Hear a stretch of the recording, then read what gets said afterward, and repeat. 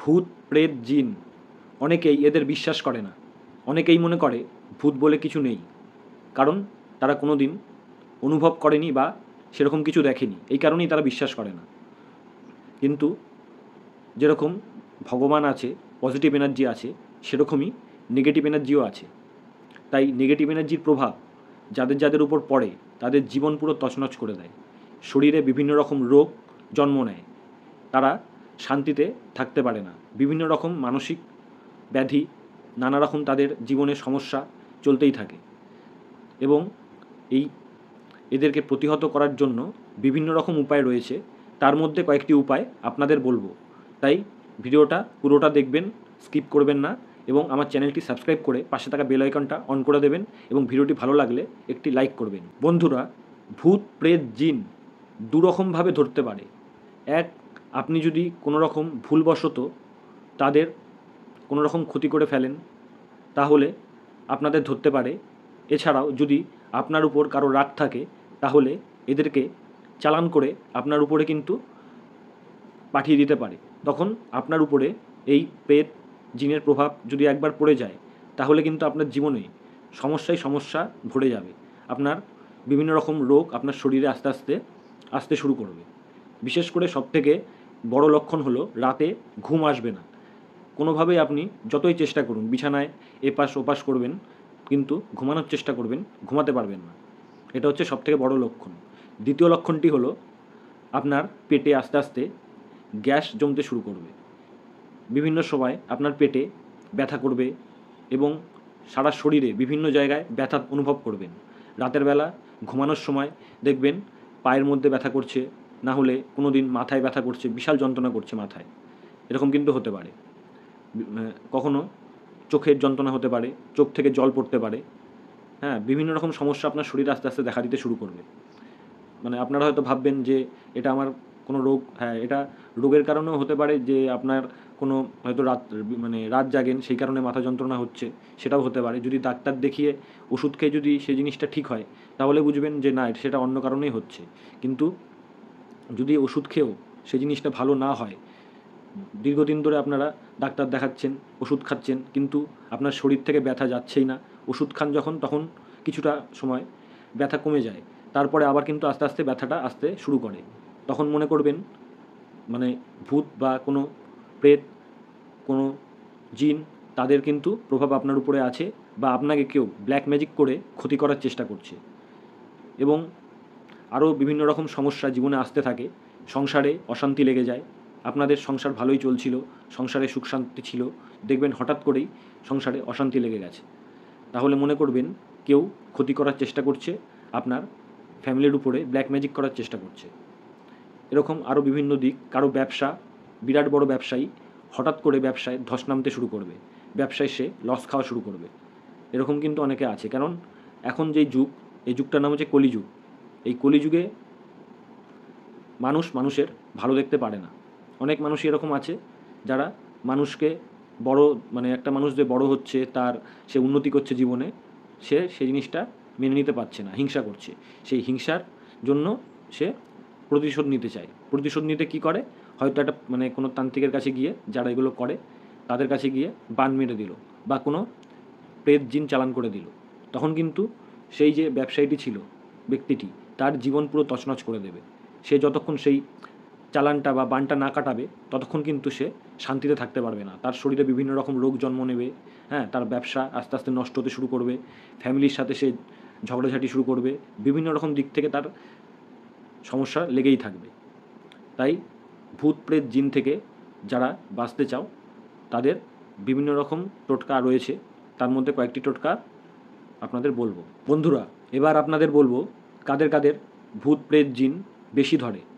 যাদের হালকা রাশি, অনেকে আছে রাতের বেলা বিভিন্ন জায়গা দিয়ে যাতায়াত করে, জায়গাটা খারাপ, ভূত প্রেত জিনের বসবাস হয়ে থাকে, সেসব জায়গা দিয়ে যদি যাতায়াত কেউ করে, বিশেষ করে যাদের রাশি হালকা, তখন কিন্তু তার উপরে আকৃষ্ট হয় সেই নেগেটিভ এনার্জি এবং তার সাথে আসতে চায়, এবং তার যদি দৃষ্টি তার উপরে পড়ে যায়, সেই কারণেও কিন্তু শরীর খারাপ হতে পারে, জ্বর হতে পারে, বিভিন্ন রকম প্রবলেম শরীরে হতে পারে।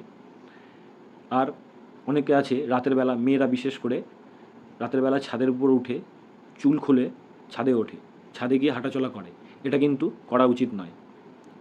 কারণ হাওয়ার সাথে এইসব ভূত প্রেত জিনরা চলাচল করে।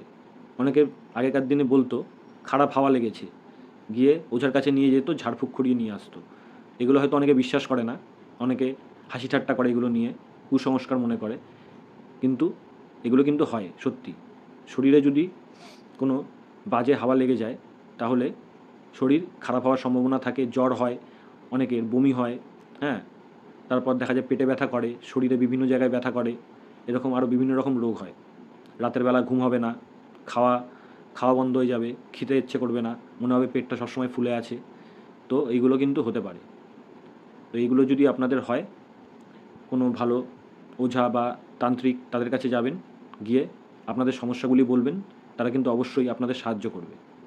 আর তার সাথে কয়েকটি টোটকা আপনাদের বলছি, কয়েকটি উপায়, সেগুলো যদি আপনারা করেন তাহলে কিন্তু আপনাদের এই সমস্যাগুলো আস্তে আস্তে দূর হয়ে যাবে। বন্ধুরা, প্রথম উপায়টি হলো, এই উপায়টি হচ্ছে বাড়ির বাচ্চাদের জন্য। আমরা যখন ছোট ছিলাম আমাদের মা, দিদা, ঠাকুমারা বলতো কালো কাঠের সাথে জালের কাঠি কোমরে সবসময় পরিয়ে রাখতে, তাহলে কিন্তু কোনো খারাপ হাওয়া বাতাস, হ্যাঁ, কোনো রকম নজর দোষ কিন্তু লাগে না।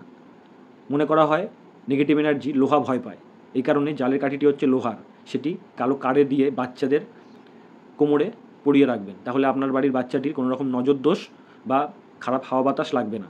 বন্ধুরা, পরের উপায়টি হলো আপনার বাড়ির ঠাকুর ঘরে বজরংবলীর মূর্তি রাখবেন এবং আপনার বাড়ির সদর দরজায় বজরংবলীর ফটো বা মূর্তি লাগাবেন, তাহলে আপনার বাড়িতে কোনো রকম নেগেটিভ এনার্জি প্রবেশ করতে পারবে না। এবং আপনার বাড়িতে ঠাকুর ঘরে বসে প্রত্যেক দিন হনুমান চল্লিশা পাঠ করবেন। মনে করা হয় এই হনুমান চল্লিশা যেখানে পাঠ করা হয় সেখানে যত বড়ই অশুভ শক্তি, নেগেটিভ এনার্জি থাকুক না কেন, সেখানে কিন্তু আর থাকতে পারবে না, সেখান থেকে তাকে বিদায় নিতে হবে। কারণ হনুমান চল্লিশাতেই বলা হয়েছে ভূত পিশাচ নিকট নেহি আবে, মহাবীর জাপ নাম শোনাবে। তাই হনুমানজির নাম যেখানে থাকবে সেখানে কোনো অশুভ শক্তি থাকতে পারবে না। তাই যারা যারা ভয় পান, বিশেষ করে যাদের রাশি ভারী রাশিদের কিন্তু এরা বেশি ক্ষতি করতে পারে না নেগেটিভ এনার্জি, তাই এদের উপর দৃষ্টি দেওয়ার চেষ্টা করে। এই দৃষ্টির কারণেও কিন্তু শরীর খারাপ হয়। দেখবেন রাতের বেলা করে কখনো কখনো আপনার মাথা খুব যন্ত্রণা করছে, চোখে ব্যথা করে, চোখ থেকে জল পড়ে, কারো কারো আবার পেটে ব্যথা করে, হ্যাঁ, এগুলো কিন্তু অনেক সময় শরীর খারাপের কারণেও হতে পারে।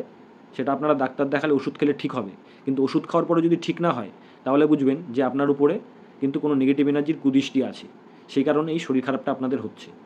তাহলে আপনারা ভালো কোনো ওঝার কাছে গিয়ে ঝাড়িয়ে নিয়ে আসবেন, তাহলে দেখবেন সেটা আস্তে আস্তে ঠিক হয়ে যাবে।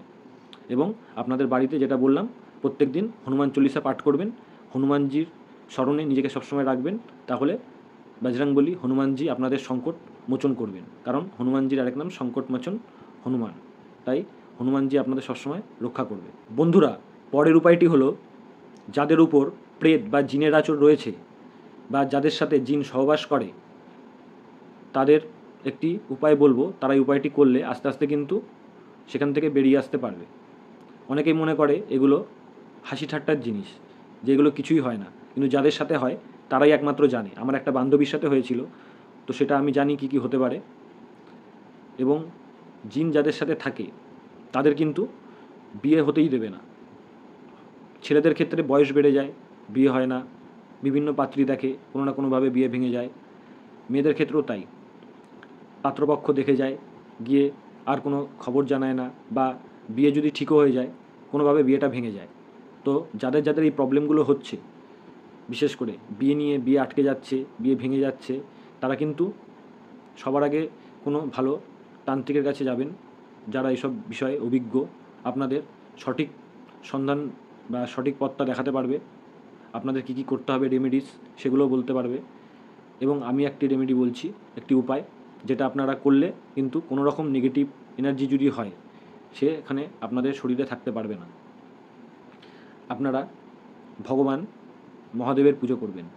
মহাদেব হচ্ছে যত ভূত প্রেত পিশাচ কিন্তু মহাদেবের অধীনে থাকে, মহাদেবকে বলা হয় ভূতনাথ। তাই এই মহাদেবের পুজো আপনারা যদি করেন এবং বিশেষ করে সোমবার দিন উপোস করে মহাদেবকে দুধ গঙ্গাজল দিয়ে মহাদেবের অভিষেক করবেন এবং মহাদেবের যে পছন্দের বেলপাতা, নীলকণ্ঠ ফুল, ধুতরা ফুল, এগুলোই মহাদেবকে অর্পণ করবেন। মহাদেবের আশীর্বাদ যদি আপনার উপরে থাকে, কোনো রকম নেগেটিভ এনার্জির ক্ষমতা নেই আপনার কোনো ক্ষতি করবে। তাই মহাদেবের পুজো অবশ্যই আপনাদের করা উচিত।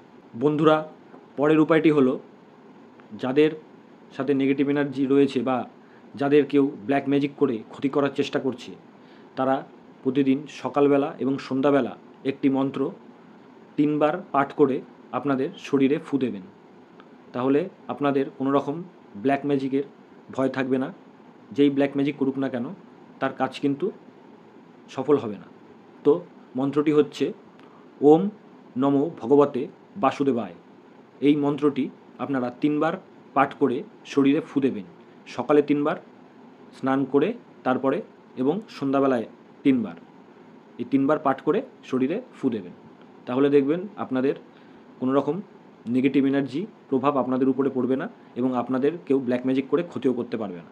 তো বন্ধুরা, যাদের যাদের জীবনে এরকম ভূত, প্রেত, পিশাচ, জিনের সমস্যা রয়েছে, তাদের যেসব উপায়গুলি বললাম তারা ফলো করুন, প্রতিদিন করুন। দেখবেন আপনাদের জীবন থেকে আস্তে আস্তে সেই সব নেগেটিভ এনার্জি, অশুভ শক্তি দূর হয়ে যাবে।